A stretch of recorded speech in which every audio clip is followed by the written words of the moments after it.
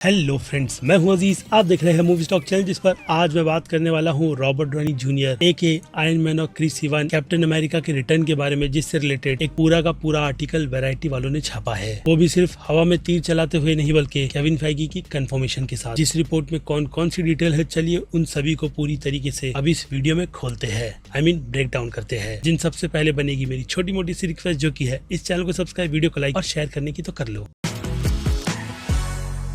सो friends, Deadpool versus Wolverine film के promotion को लेकर के केविन फेगी ने जो अपनी बाहें फैलाई है, उससे तो डेफिनेटली हमें कई सारी न्यूज की अपडेट मिली है, जो कि मैंने अपने चैनल पर बिल्कुल भी कवर नहीं की। लेकिन कोशिश रहेगी कि मैं आपको वो सारी की सारी जानकारी प्रोवाइड कर दूं। जिनमें से एक न्यूज जो वैरायटी वालों ने इंटरव्यू लेकर के हमें बताई है, वो यही है कि अब इस मल्टीवर्स के सागा में कोई भी एक्टर चाहे तो अपने रोल में रिटर्न आ सकता है। जिनमें अब रॉबर्ट डॉनी जूनियर का नाम जो सबसे ज्यादा ऊपर निकल कर आता है, उसमें तो आपको पता ही होगा कि पहले जब भी उनसे आयरन मैन के कैरेक्टर के रिटर्न की बात की जाती थी, तो वो हर बार इससे मूव ऑन करते हुए यही कहते थे कि वो फिलहाल तो बिल्कुल भी इंटरेस्टेड नहीं है, क्योंकि उनके कैरेक्टर का आर्क बिल्कुल परफेक्टनेस के साथ खत्म हुआ है। जो कि यहाँ कई सारे फैंस भी मानते हैं, जिसकी पहले ये पॉसिबिलिटी नहीं थी कि उनके कैरेक्टर को एमसीयू के यूनिवर्स में रिटर्न लाना चाहिए। लेकिन मल्टीवर्स का सागा ही ऐसा है जो ना चाहते हुए हर एक एक्टर को रिटर्न बुला सकता है, खास करके तब जब स्टोरी में उनकी डिमांड हो। और हाँ, एमसीयू के फिलहाल तो सितारे उतने गर्दिश में नहीं है, लेकिन खैर मुझे लगता है कि एमसीयू ने अपनी पूरी प्रिपरेशन केविन फेगी के आने के बाद काफी ज्यादा अच्छी ही की है। इसलिए वो कहते हैं ना कि सभी के सुर काफी ज्यादा बदले हुए हैं, जिसमें अब जाकर के रॉबर्ट डॉनी जूनियर से उनके कैरेक्टर को रिटर्न करने की बात की जाए, तो वो उसी स्टेटमेंट को बदलते हुए यही कहते हैं कि वो अच्छी स्टोरी एक प्रॉपर फिल्म के साथ चाहते हैं, तब जाकर के उनका मूड होगा रिटर्न होने का। यानी क्लियरली उनकी तरफ से अभी के लिए तो हामी ही भरी जा रही है। और ऐसी ही सिचुएशन क्रिस इवांस की भी है, जो फिलहाल तो कैप्टन अमेरिका के कैरेक्टर के रोल में रिटर्न नहीं आना चाहते थे, और अब रिसेंटली वो भी कुछ इसी तरीके के इंटरव्यू को देते हुए अपने भी कैरेक्टर को रिटर्न करने की जिम्मेदारी ले रहे हैं। लेकिन अब देखना इंटरेस्टिंग ये रहेगा कि मार्वल इन सबको हैंडल कैसे करेगा, क्योंकि देखा जाए तो एंथोनी मैकी का कैरेक्टर ऑलरेडी एमसीयू के यूनिवर्स का कैप्टन अमेरिका बनने ही वाला है। हालांकि falcon and the winter soldier series में वो काफी बचकानी चीजें हुई थी, जिसके बाद उससे कैप्टन अमेरिका भाई साहब, अब उसके बारे में बात ना ही करूँ तो अच्छा रहेगा, क्योंकि उसी के अपग्रेड वर्जन में captain America brave new world जैसी फिल्म भी आ रही है, जो कहीं ना कहीं सैम के कैरेक्टर को जस्टिफिकेशन देते हुए इसे परफेक्ट कैप्टन अमेरिका बनाएगी। यानी ऐसे में क्रिस इवांस के रिटर्न आने के चांस वो भी कैप्टन अमेरिका के रोल में और भी काफी ज्यादा कम हो जाते हैं। लेकिन फिर से वेरिएंट और सीक्रेट वॉर जैसी सिचुएशन में ये चीज तो 100% होगी, जिसकी गारंटी मैं आपको अभी से दूंगा। जिनमें सिर्फ यही दो नहीं, बल्कि कई सारे पुराने और लेजेंड एक्टर्स भी रिटर्न आएंगे, यानी पुराने आइकॉनिक कैरेक्टर जो हमने फॉक्स से लेकर के एमसीयू के यूनिवर्स की फिल्मों में देख रखी है, और हाँ, सोनी की पिक्चर्स के यूनिवर्स में भी, क्योंकि सीक्रेट वॉर में इन सभी के कॉम्बिनेशन को मिलाकर के एक प्रॉपर पे ऑफ दिया जाएगा, ताकि मार्वल फिर से बिलियन के आंकड़े को छू करके फैंस को सर्विस के नाम पर अच्छी से अच्छी सर्विस दे, जिसकी शुरुआत तो ऑब्वियसली नो वे होम फिल्म ने कर दी थी, और अब डेडपूल वर्सेस वुल्वरीन जैसी फिल्म मल्टीवर्स के मैडनेस को दिखाएगी। हालांकि ये काम डॉक्टर स्ट्रेंज जैसी फिल्म के टाइटल में लगा करके की गई थी, फिल्म में वैसा कुछ मैडनेस के नाम पर तो हमें देखने नहीं मिला था, लेकिन डेडपूल वो काम कर रही है, इस बात की श्योरिटी है। बाकी आपको पता ही होगा कि आर्मर वॉर जैसी नाम की भी एक फिल्म आने वाली है, जिसकी राइटिंग के डिपार्टमेंट में बहुत ज्यादा चेंजेस हो रहे हैं, और यही चीजें आयरन हार्ट की सीरीज को भी लेकर के की गई है, जो कि फिलहाल तो बताया जा रहा है कि कंप्लीटेड है, लेकिन फिर भी उसे डिले कर जो चीजें एमसीयू की तरफ से की जा रही है, वो इसी बात का इशारा देती है कि रॉबर्ट डॉनी जूनियर के कैरेक्टर को लेकर के राइटिंग के डिपार्टमेंट में डेफिनेटली कुछ ना कुछ तो किया ही जा रहा है। इसलिए आर्मर वॉर जैसी फिल्म डिज्नी प्लस के स्ट्रीमिंग प्लेटफॉर्म को छोड़ सीधे थिएटर रिलीज करने की ऑफिशियल कंफर्मेशन के साथ फिर से अपडेट की गई थी। लेकिन अभी के लिए तो उस पर काम नहीं चल रहा, बट श्योरिटी यही है कि उस प्रोजेक्ट में भी मेजर चेंजेस किए जाएंगे, जिन सब पर काम captain America brave new world film खत्म हो जाने के बाद किया जाएगा। और अगर रीजन पूछो तो बॉक्स ऑफिस नंबर, भाई सभी खेल इसी का होता है, जो फिलहाल तो मार्वल वाले के उतने अच्छे नहीं चल रहे, बट फिर भी मार्वल ने शुरुआत से लेकर के अब तक 30 बिलियन के आंकड़े को पार किया है। यानी एमसीयू की फ्रेंचाइजी, वो कहते हैं ना कि कमाई के मामले में सबसे ज्यादा टॉप पर आती है। ऐसे में डिज्नी वाले इसे और भी काफी ज्यादा मिल्किंग करेंगे ही, खास करके तब जब केविन फेगी सारी जिम्मेदारी खुद के कंधों पर ले। इसलिए अब सिर्फ ये दो नाम ही नहीं, बल्कि और भी कई सारे नाम हमारे सामने निकल कर आते हैं, खास करके रूमर के तौर पर। लेकिन इन दोनों के नाम स्पेशली वैरायटी वालों ने इंटरव्यू के दौरान केविन फेगी से पूछा था, जिस पर उन्होंने फिर से अपने 2 साल की रिसर्च की बात की, इसी बात को फिगर आउट करने में कि वो वुल्वरीन के कैरेक्टर को एमसीयू के यूनिवर्स में रिटर्न कैसे लाएंगे, वो भी लोगन की लेगेसी को बिना बर्बाद किए। और अब जबकि उन्होंने ये रास्ता निकाल लिया है, तो वो फ्यूचर में ये चीजें करेंगे, इस बात की श्योरिटी या फिर कहूँ ऑफिशियली कंफर्मेशन वैरायटी वालों को खुद केविन फेगी ने दी है। बाकी Robert Downey junior, Chris Evans की बातें भी मैं आपको बता चुका हूँ, जिन सब पर अब आपकी क्या राय बनती है वो आप मुझे कमेंट में लिख कर बताइएगा। फिर क्या वक्त है मेरी तरफ से इस वीडियो को यहीं पर खत्म करने का। बाकी मैं हूँ Aziz, movie stock channel like share और सब्सक्राइब भूलना मत। मिलूंगा जल्दी दूसरी किसी वीडियो में। Till then bye.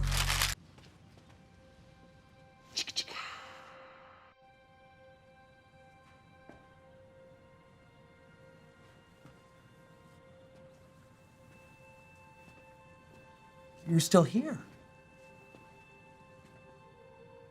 It's over. Go home.